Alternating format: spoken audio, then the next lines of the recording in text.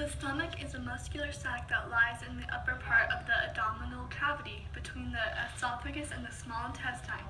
The shape, size, and position of the stomach vary depending on the food it contains, the stage of digestion, the position of the person's body, and pressure exerted upon the stomach from the intestines below. The stomach is divided into three portions: the upper part, the middle section, and lower portion. After mastication, the food travels down into the stomach from the esophagus.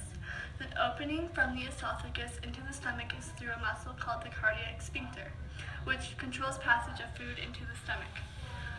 Towards the end of the stomach, broken down food called chyme enters the pyloric sphincter valve, which regulates the entrance of the food into the duodenum, or the lower esophageal or the first part of the small intestine. This is where food digests or is otherwise vomited. Once food passes through the first sphincter, pepsin is stimulated to be released. Hydrochloric acid is then secreted and it all comes together. Because the juices are so acidic, there are 4 layers of the stomach. The mucus layer is the innermost layer made up of thick gastric glands embedded in the connective tissue.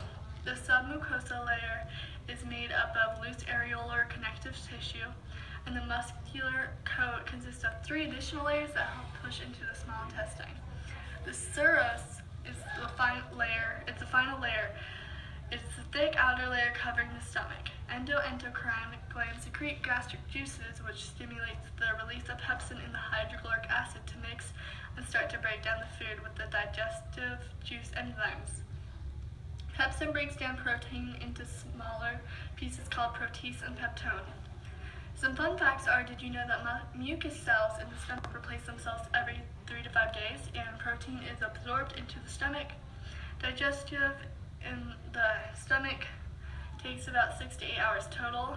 The food passes through the pyloric sphincter into the small intestine for final preparation for absorption.